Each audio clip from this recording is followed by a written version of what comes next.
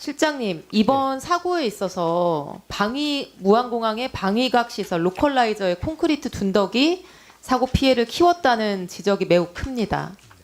실제로 항공기 기체가 동체 착륙을 하다가 콘크리트 둔덕에 충돌하며 폭발을 했는데 왜 활주로와 연결된 지점에 그렇게 단단한 시설물을 두었느냐 하는 원망과 의구심이 매우 큰 상황입니다. 국토부는 이 로컬라이저 문제 관련해서 12월 31일 그리고 1월 7일 두 차례 입장을 밝힌 바 있습니다. 맞습니까?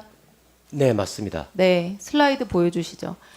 12월 31일에 국토부가 보도 참고자료로 배포한 내용인데요.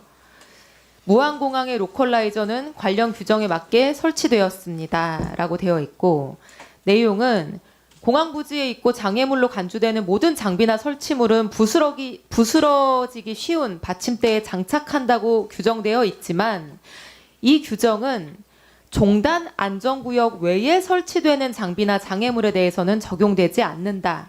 무안공항의 로컬라이저도 종단 안전구역 바깥에 설치되어 있는 거라서 규정 위반이 없다. 이렇게 보도자료를 내신 바 있습니다. 이게 합리적인 설명입니까, 실장님?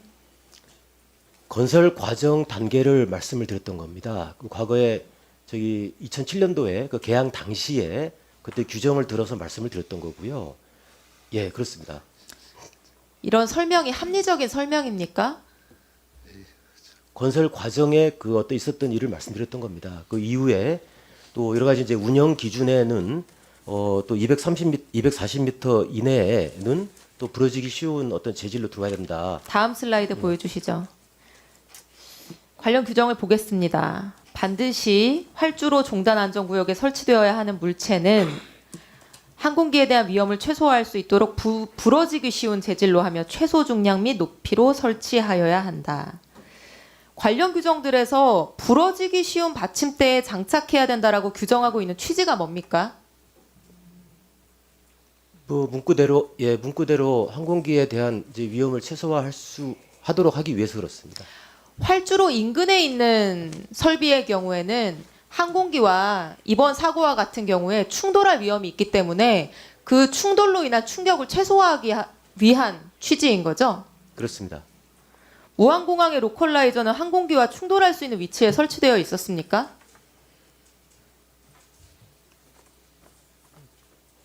그 여러 가지 상황에 따라 달라질 수 있을 것 같습니다. 충돌할 수 네. 있는 위치에 설치되어 있었습니까? 비행 안전 종단 구역을 설정하는 이유가 어느 정도 이 항공기가 이상 어떤 그 착륙을 했을 때 이번에 충돌했죠? 이번에 충돌했습니다. 충돌할 수 있는 위치에 설치되어 있었던 거죠? 다만 이제 그 어떤 동체 착륙이라든지 또 활주로 접점 위치에 실장님. 다 달라집니다. 예.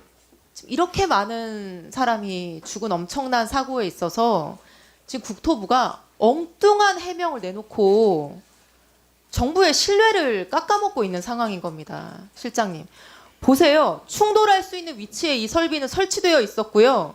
부러지기 쉬운 재질은커녕 항공기와 충돌하면 항공기가 엄청난 타격을 받는 그런 소재로 설치되어 있었습니다. 단순히 건설 과정의 문제가 아니고요. 국토부가 12월 31일에 이렇게 당당하게 보도자료를 냈어요. 무안공항의 로컬라이저는 관련 규정에 맞게 설치되어 있었습니다. 아무런 문제가 없다는 취지죠. 이게 옳습니까? 예, 의원님 자, 문제가 없다는 국토부 입장이 발표된 이후에 많은 언론에서 말도 안 되는 변명이다 지적을 쏟아냈습니다. 슬라이드 보여주세요.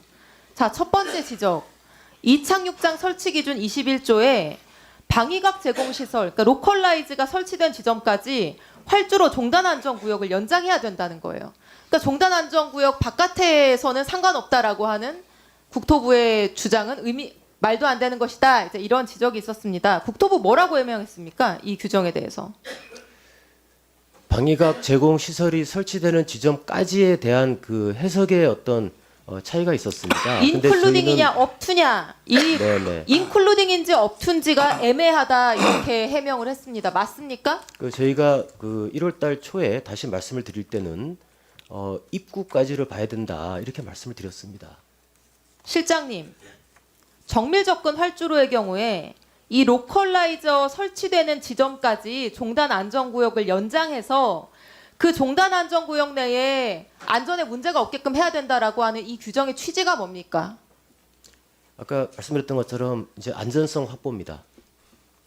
그리고 의원님께서 저 조항에 안전성 확보인데 이 로컬라이즈까지라고 되어 있는 게 인클루딩이냐 아니면 그 앞을 의미하는 업투까지냐 그게 지금 국토부한테 중요합니까? 이게 해명입니까? 의원님 그 07년도 건설 단계 때 규정을 말씀드렸던 거고요. 활주로 끝단에 그러니까 활주로 종단안전구역 외곽에 그런 구조물이 있었던 것 자체가 아니, 옳다는 그래서 말씀을 드린 건 설사 아닙니다. 업투여서 네. 로컬라이즈를 포함하지 않는다고 했을 때 그렇게 종단 안전구역 바깥에 있으면 철골 구조물로 단단하게 지어도 된다라고 한다면은 왜 김포국제공항의 로컬라이저는 종단 안전구역 바깥에 있으면서도 부러지기 쉬운 재질로 네, 지었습니까? 의원님 그 합리적인 설명이 안 되지 않습니까? 종단 그리고 다음 안전구역- 슬라이드. 자, 두 번째. 착륙대 종단으로부터 240m 이내의 지역에서는 부러지기 쉬운 시설로 지어야 한다는 운영 기준 109조. 여기에 대해서 국토부 뭐라고 해명했습니까? 이거 2003년에 생긴 규정이긴 한데 7년간의 유예 기간이 있어서 2010년에 시행이 됐고 무안공항 2010년 이전에 지어진 공항이어서 적용 안 된다 이렇게 말씀하셨죠. 맞습니까? 맞습니까? 적용이 그러니까 그 당시 규정에는 적용이 되지 않았다 말씀드렸습니다. 이거 맞는 해명입니까? 경과 기간 보통 어떨 때 둡니까? 기존 시설의 경우에 새로운 규정이 생기면 개보수가 필요하기 때문에 그것을 위해서 주는 게 바로 경과 기간인 거죠. 맞습니까? 예, 의원님 저기 이제 규정 위반과 이제 관련돼서 말씀해 주셨는데 경과 기간 시행일의 법적 해석에 대해서 아주 기본적인 법적 해석에 대해서 제가 질문 드리는 겁니다. 그럼 2010년 전에 지어진 공항은 앞으로도 영원히 이런 규정 적용되지 않고 아무렇게나 튼튼한 설비 거기다 갖다 둬도 되고 2010년 이후에 지어진 공항에만 안전기준 따르면 된다 이렇게 해석하는 게 국토부 입장 아니죠? 강화된 운영 기준을 엄격히 적용했어야 한다고 생각합니다. 실장님, 처음부터 이 사고가 발생한 직후부터요. 국토부가 그런 자세로 말씀하셨으면 됩니다. 저도 이번에 일어난 이 거대한 사고가 현직 국토부 장관님이나 항공실장님의 잘못이라고 생각하지 않아요. 그러나 지금까지 이 공항이 설계되고 지어지고 운영되는 십수년의 기간 동안 국토부 그리고 지방항공청, 한국공항공사까지 이 모든 사람들의 무관심과 안일한 공항 관리가 이 사건을 만든 것은 저는 분명해 보입니다. 그렇다고 하면은 이게 무슨 경과 규정이 어떻고 종단 안전 구역이 어떻고 인클루딩인지 업툰지를 따지실 게 아니라 국토부가 이런 문제가 있음에도 불구하고 2015년에 무안공항에 이런 점을 지적한 용역 보고서까지 국토부가 받아본 그런 사실이 있음에도 불구하고 이거 제대로 하지 못했다라고 소명이 나와야 되는 거지 이렇게 당당하게 관련 규정에 맞게 설치되어 있습니다. 이런 식의 해명은 이 사고를 보는 우리나라 정부의 안일한 태도를 보여주는 것이고 우리 국민들을 불안에 더 휩싸이게 하는 거라고 생각을 합니다. 의원님 제가 답변을 좀 드리겠습니다. 네. 예, 이 초반에 국토부에서 실무적으로 아까 설명자로 내고 한 것은 이 규정의 물리적인 해석에 너무 좀 쫓았지 않았나 하는 그런 아쉬움이 있고요.